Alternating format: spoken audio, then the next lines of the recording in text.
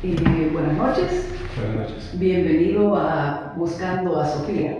Este es el programa de la Asociación Cultural Nueva Acrópolis de Honduras, donde practicamos la filosofía de la manera más tradicional, con un amor a la sabiduría. En esta oportunidad, pues, tenemos de invitado Denis Romero, es el nombre de nuestro invitado, es instructor de la Asociación Cultural Nueva Acrópolis de Honduras desde hace 4 años, ¿sí? En los temas de sociopolítica, filosofía de la historia y en ética. Además, Denis es periodista, ha estudiado periodismo en la Universidad Autónoma de Honduras y ha estudiado también leyes en la Universidad Autónoma de Honduras.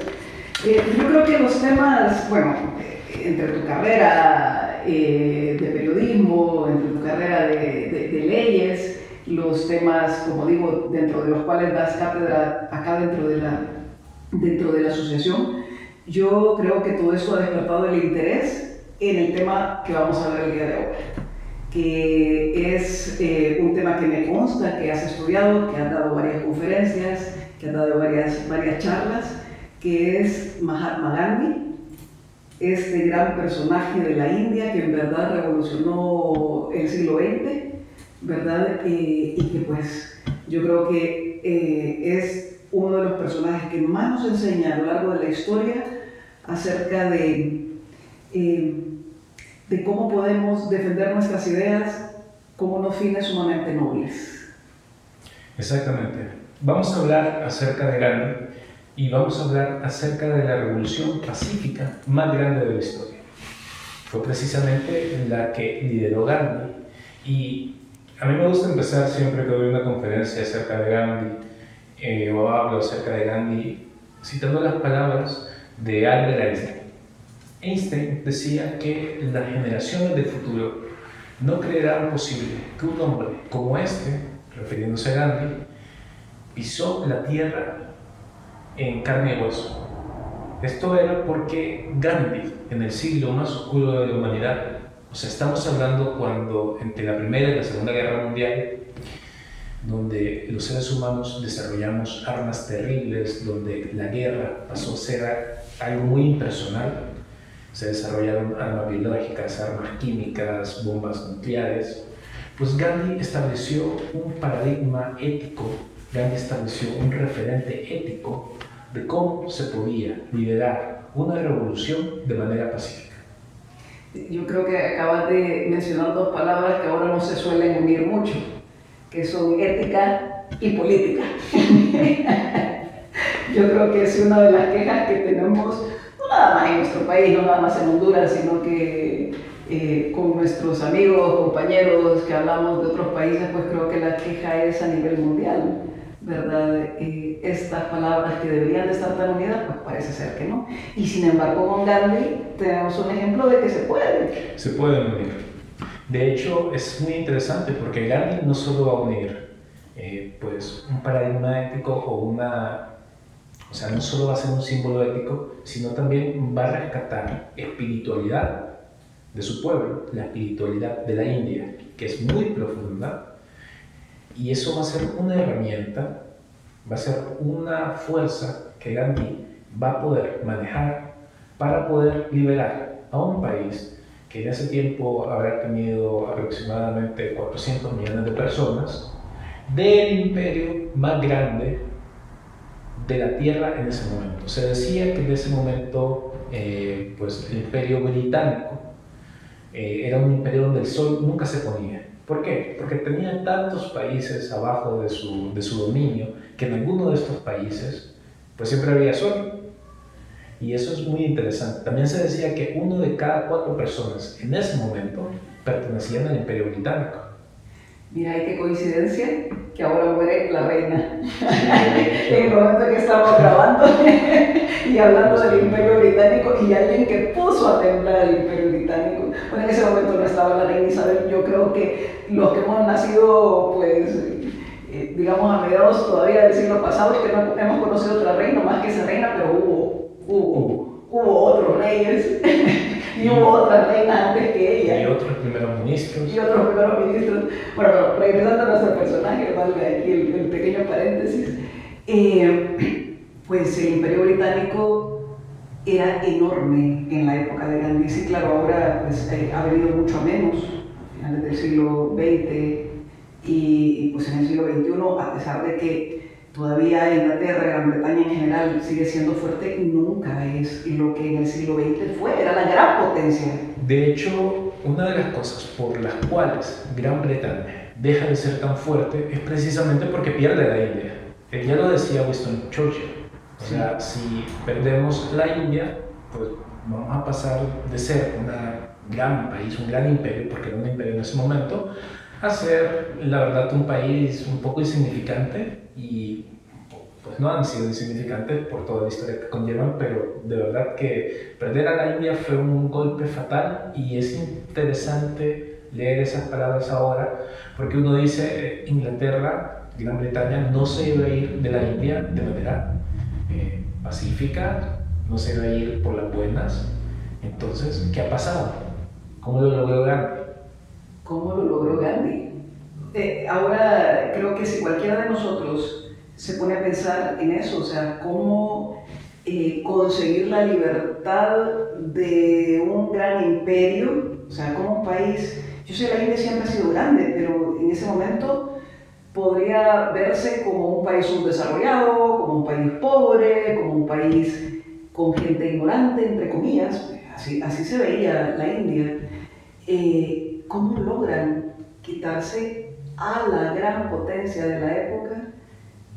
Pues de una manera tan interesante, pues, o sea, cómo lo hizo Gandhi, siendo que la forma de lucha que va a tener la India va a servir de ejemplo a otras luchas que se van a dar posterior y a otras almas de verdad que grandes que también van a estar en el siglo XX.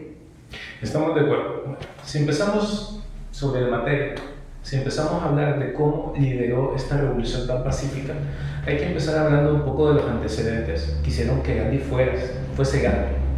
Entonces, hay que decir que, pues al principio, Gandhi estaba de acuerdo con que la India formase parte del Imperio Británico. De hecho, él cursa estudios de leyes en Inglaterra, precisamente porque pues, su familia, que hace el esfuerzo para que vaya a Inglaterra, quería que él tuviese un puesto en el Estado, que fuese una persona que tuviese una vida tranquila. Cuando Gandhi va a Inglaterra, lo primero que trata de hacer es volverse un gentleman. O sea, él dice, yo creo que aquí son más avanzados, son los civilizados, por lo tanto yo quiero formar parte de lo que es el Imperio Británico. Hay que decir algo, en ese momento las leyes que regían a la India eran leyes que hacían que la India formase parte, en teoría, del Imperio Británico. O sea, eran parte del imperio, en teoría. Esto significaba que, en teoría, los indios deberían de haber tenido los mismos derechos que las personas que vivían en el Imperio Británico. Sin embargo, en la práctica esto no se aplicaba. Pues había una evidente, digamos, injusticia constante que se generaba entre las personas que habían venido de Gran Bretaña y vivían en la India, donde se aprovechaban, pues lógicamente, de una supuesta superioridad que tenían. Cuando Gandhi llega a Inglaterra, entonces, pues lo primero que trata de hacer es encajar. Y se da cuenta Ser un caballero inglés. Ser un caballero inglés, un gentleman, decía.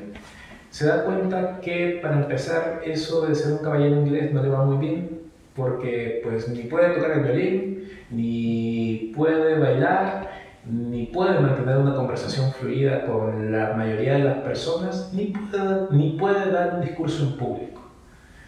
Algo un poco... ¡Wow! Gandhi no podía dar un discurso en público. No podía dar un discurso en público, pero había algo que Gandhi siempre tuvo y algo que fue en gran medida pues, provocado por su madre, que era una persona muy espiritual. Se cuenta que su madre era una persona que podía pasar en un ayuno por semanas, precisamente porque cuando venían las lluvias en la India, que eran lluvias torrenciales donde se podía no ver el sol por varias semanas, pues ella hacía un voto donde ella prometía que hasta que el sol no saliese, ella no iba a probar bocado. Eso a Gandhi no iba a comer. no iba a comer. Eso a Gandhi le había impactado mucho. ¿Y cuánto tiempo duraba, perdón? Podían pasar semanas, se dice, se cuenta, lo cuenta Gandhi en su diario personal, donde pasaban semanas y él, pues, él estaba pendiente siempre de que el sol saliese para írselo a contar a su madre, pero su madre no rompía su voto. Y si ella con sus ojos no veía que el sol había salido, aunque sus hijos se lo juraran y se lo prometiesen, pues ella no probaba bocado. Hay que decir que en el momento en que Gandhi llega a Inglaterra no se consideraba a sí mismo religioso. Eso lo cuenta él mismo. De hecho, él se consideraba una persona que no conocía su propia religión. Y es interesante que en Inglaterra conoce algunos personajes, entre ellos a Helena Blavatsky, y en ese momento una de las recomendaciones que esta teósofa le da a Gandhi es que estudie su propia religión. Y Gandhi se lo toma muy en serio. Helena Petrovna Blavatsky es la fundadora del movimiento teosófico, ¿no? Sí. Entonces, la conoce Gandhi en Inglaterra. La conoce en Inglaterra y pues se siente apenado de que algunas personas de otros países, de otras culturas, supiesen más. Porque ella sabía mucho de la religión de la India, ¿no? Supiesen mucho más de su religión que él mismo. Entonces Gandhi pues empieza a atar cabos, esa espiritualidad de su madre. Él siempre tuvo un don de servicio, digo yo, o sea, es un deseo de servir, de cuidar, de mejorar y una búsqueda constante de la verdad. De hecho, sus diarios se llaman Mis experimentos con la verdad y muchas veces se da cuenta de que está equivocado. Qué nombre más hermoso. Mis experimentos con la verdad. Capaz le cambiamos el nombre al programa. Qué bonito. Es un diario hermoso, la verdad, donde él trata de ser bastante franco y cuenta muchas cosas muy reveladoras.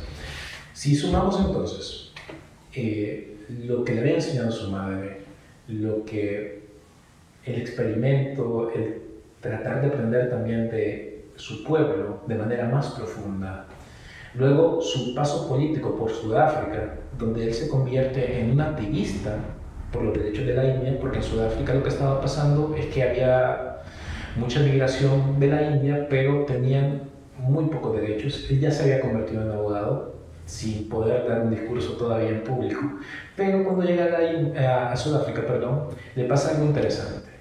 Él siempre había viajado, bueno, no siempre, sino que desde que se había graduado de abogado, pues había viajado en primera clase. Y cuando llega a la India, a Sudáfrica, lo bajan de primera clase. Lo bajan por ser indio. Lo discriminan.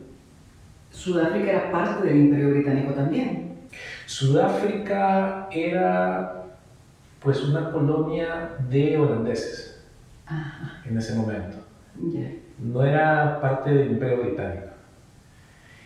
Cuando a Gandhi lo bajan del tren, por primera vez siente la necesidad de ser un activista.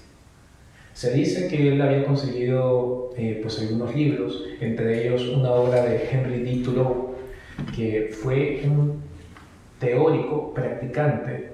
Bueno, a él se le atribuye de hecho la resistencia no violenta, Sí. ¿Cómo podemos decirlo así? El no acatar leyes que él consideraba injustas, porque en el momento en que Henry D. Thoreau genera su teoría, es un momento donde Estados Unidos, que él era estadounidense, le estaba quitando a México parte de su territorio. Y para los estadounidenses no pagar impuestos es algo gravísimo, a tal punto que la gente termina presa. El punto es que él decidió no pagar la parte de sus impuestos que estaban destinados a la guerra. Y por eso le dijeron, te vamos a meter preso, y él dijo, está bien. Y cuenta él que en la cárcel le da mucho tiempo para terminar su teoría de pues, la no acatar leyes injustas, la desobediencia civil, de hecho. Bueno, ya tenemos entonces varios elementos que a Gandhi le permitieron pues, empezar a ser grande. Tenemos por un lado la espiritualidad de su madre, que fue un gran ejemplo para él, la búsqueda constante de la verdad. Tenemos también, pues, un poco que empieza a estudiar más la espiritualidad de su pueblo, por esto que le recomiendan en Inglaterra. Y tenemos, pues, ya que le ha pasado algo injusto, y a veces necesitamos que nos pasen cosas injustas para que, pues, uno accione contra las injusticias. Y tenemos también que él ya tiene algunas teorías, ya tiene material para que él, pues, pueda organizar y empezar a pelear contra estas cosas. Lo que pasa a continuación es que Gandhi en Sudáfrica se convierte en un referente de la comunidad. Cuando Gandhi llega a Sudáfrica, pues lo comentamos es que a las personas de nacionalidad india se les trataba muy mal, había discriminación. Él organiza la comunidad y eso para la comunidad es muy bueno. Cuando él luego ya regresa a la India, pues ya tenía un nombre. Ya era famoso, ¿no? Cuando regresa a la India. Era medianamente famoso, suficientemente famoso para que lo invitasen al Congreso, que era un congreso de políticos de la India, que pues lógicamente estaban buscando ya desde ese momento una independencia. Pero Gandhi empieza a hacer algo muy interesante. Durante 4 años, Gandhi va a viajar por los pueblos más pobres de la India, enseñando cosas básicas para nosotros, a veces no tan básicas, pero empieza a enseñarles, pues, salubridad, no discriminación, empieza a buscar valores y empieza a hacer ese viaje, algo que los políticos de ese momento no hacían, y eso hace que Gandhi gane un profundo conocimiento del pueblo de la India, entendiendo que no es, pues, es una gran comunidad donde convergen muchas religiones, pero también hace que el pueblo de la India empiece a amar a Gandhi, y eso ya le da las herramientas para tener un Gandhi que va a liberar a la India. O sea, llega de Sudáfrica con algo de fama, o sea, con algo de reconocimiento, si es que lo invitan al Congreso, y se va a viajar por la India 4 años, o sea, no 4 meses, 4 años. Yo creo que los políticos del momento han de haber pensado que Gandhi, no sé, pues, ¿verdad? O sea, si le agarró de místico, o le agarró de hippie, o algo así, ¿no? Porque 4 años es mucho tiempo. Gandhi tenía algo que a mí me parece muy lindo, y es que él siempre estaba dispuesto a escuchar consejos de los demás, especialmente cuando estas personas él consideraba que tenían el fuero moral. Y afortunadamente se encontró con algunos buenos políticos, digo yo, que le aconsejaron conocer profundamente a su pueblo. Cuando Gandhi ya tiene las armas, tiene el conocimiento, pues ya emprende una lucha por la liberación de la India. Es interesante, Gandhi se tarda muchos años, o sea, incluso pues logra liberar a la India hasta después de la Segunda Guerra Mundial. Y esto es interesante, la figura de Gandhi es muy grande. Tuvo la oportunidad de liberar a la India cuando Inglaterra estaba en la época más oscura, o sea, cuando los nazis lo tenían casi al borde de la pérdida.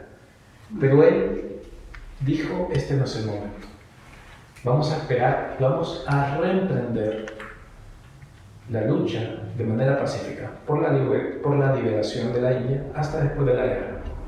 ¿Cómo se puede emprender una lucha pacífica? O sea, las palabras parecen contradictorias. ¿Cómo puedes luchar pacíficamente? Esto es muy interesante. Vaya. Gandhi va a usar unas armas que son fantásticas. Para empezar, va a usar la desobediencia civil. ¿La de Thoreau? La de Thoreau. ¿Qué es la desobediencia civil? Vamos a desobedecer leyes injustas, pero a través de su segunda arma, que es la no violencia. ¿Qué es lo que pasa? Cuando desobedecemos leyes injustas, pues estamos no avalando la injusticia. Ese es un primer paso. Pero si yo vengo y trato de desobedecer la injusticia a través de violencia, yo legitimizo el uso de la violencia por la otra parte. Pero si lo hago a través de la no violencia, Lo que estoy haciendo es mostrar que la otra parte es más injusta aún de lo que parece. ¿Por qué? Porque si ustedes son los civilizados, me refiero al imperio inglés, y nos están dando de golpes por no obedecer leyes que son injustas, ¿quiénes son en realidad los incivilizados? Son ustedes. O sea, le mostraba al mundo en realidad quién tenía la justicia. Y la tercera arma de Gandhi era la no cooperación. En un país de 400 millones de personas, si la población decide no cooperar, es imposible que ese país se pueda mantener como los ingleses querían que se mantuviese. O sea, cómo hacer que el tren funcione, cómo hacer que los sistemas de salud funcionen, cómo hacer si eso está sostenido por la población. Nosotros cuando nos imaginamos una desobediencia civil, y creo que si abrimos los noticieros, lo que vamos a ver es gente gritando, rompiendo cosas, ¿cómo se llama? Gritando por la calle cosas que, digamos, obscenas al otro bando o a quien tú crees que pueden ser tus contrincantes políticos. Y eso pasa en todo el mundo. ¿Qué es lo que Gandhi decía acerca de eso? O sea, ¿cómo Gandhi lo enfrentaba? Y la verdad es que cuando estamos hablando de un pueblo de 400 millones, es que me revienta la cabeza. A mí también, porque recordemos que en ese momento no había WhatsApp, no había internet, no había teléfonos móviles. Entonces, ¿cómo organizar 400 millones de personas? Especialmente si antes eras incapaz de decir un discurso ante 5 personas. ¿Cómo?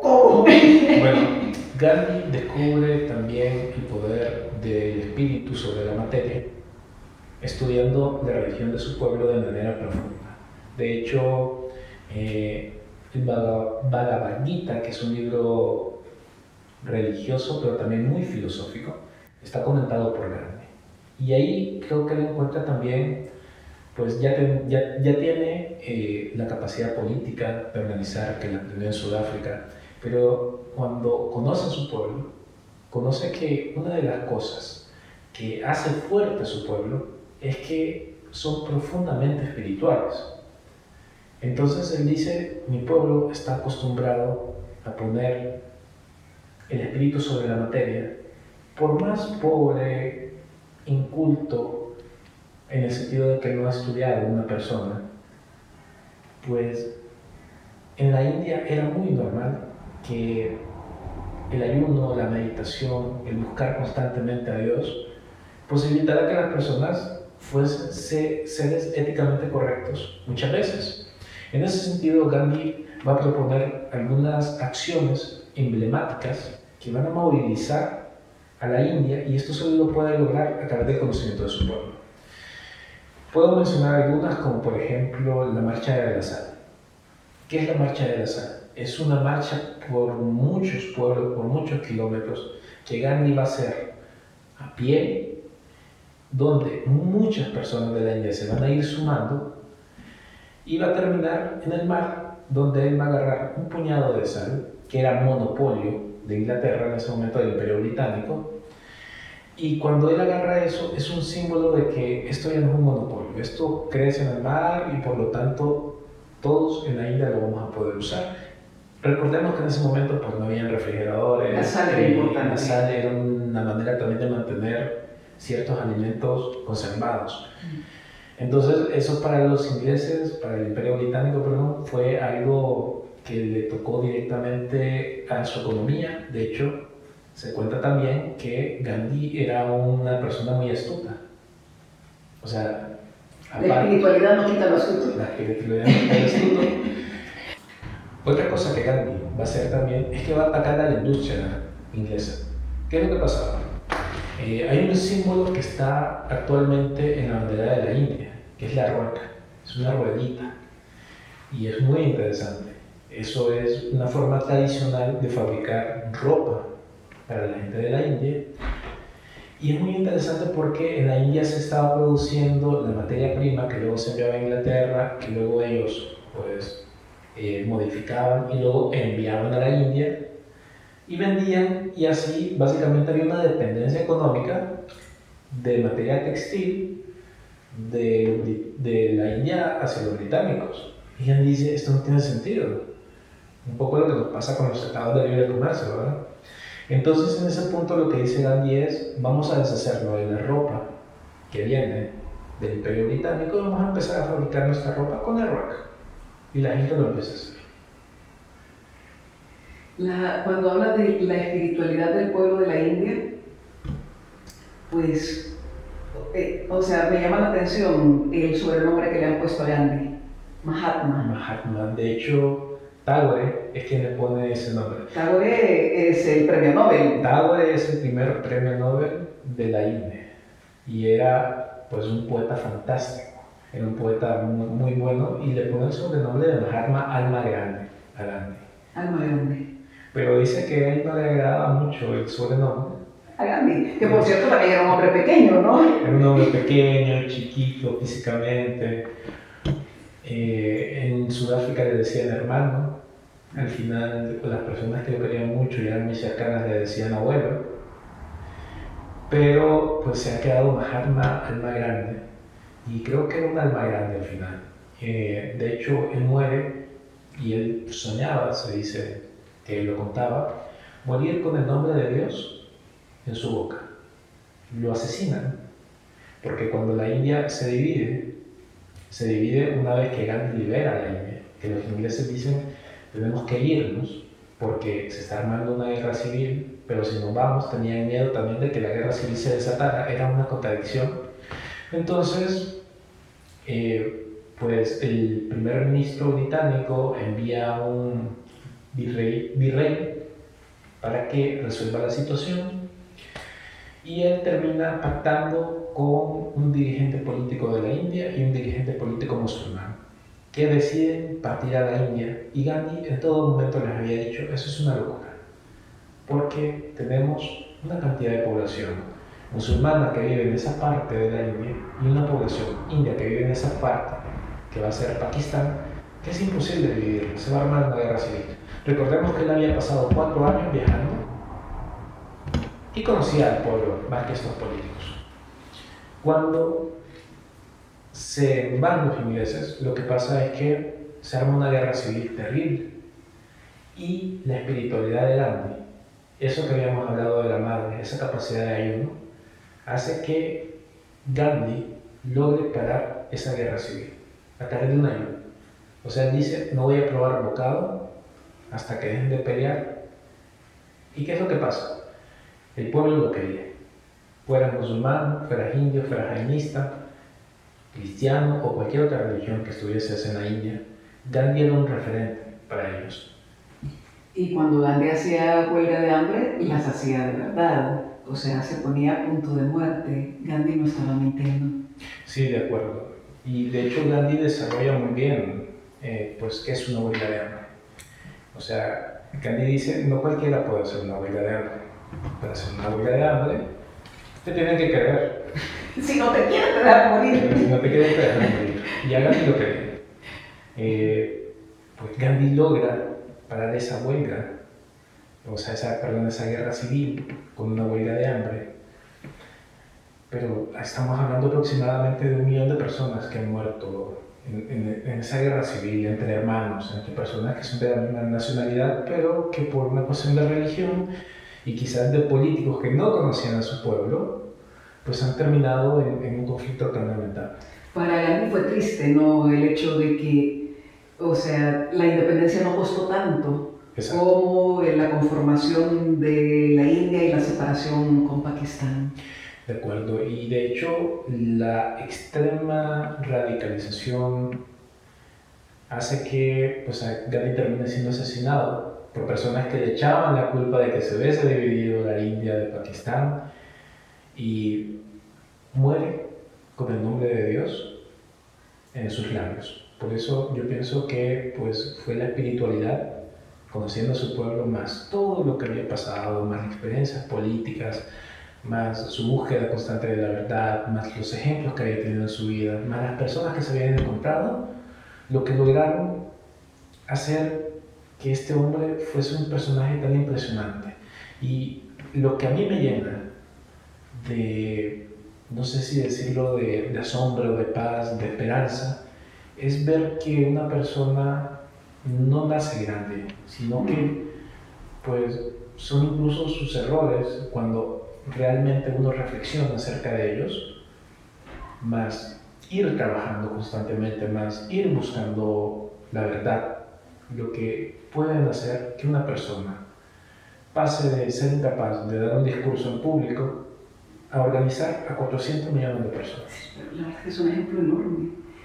Y bueno, aunque uno puede pensar, esto terminó en una guerra civil, la verdad es que no, la cantidad de ejemplos que se transmiten por estas historias de Gandhi es enorme y dio grandes seres humanos también, o sea, dio otras luchas que han tomado pues esta forma de resistencia pacífica, no violenta.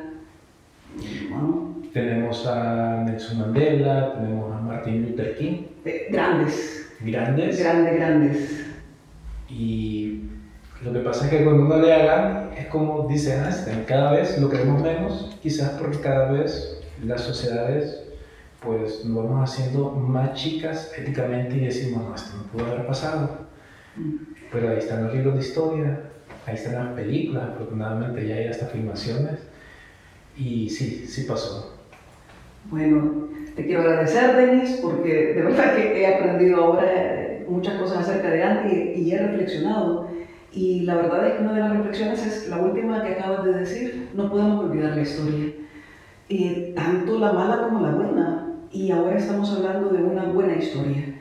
Así que la mala porque no podemos volver a repetir los errores y la buena porque al revés, tenemos que soñar que estos grandes hombres pueden volver y aunque no vuelvan podemos soñar que nosotros podemos ser un poco más grandes, tal y como Gandhi nos da ese ejemplo. Así que muchas gracias por haber venido, por tanto Sofía. Amigos, hasta la próxima.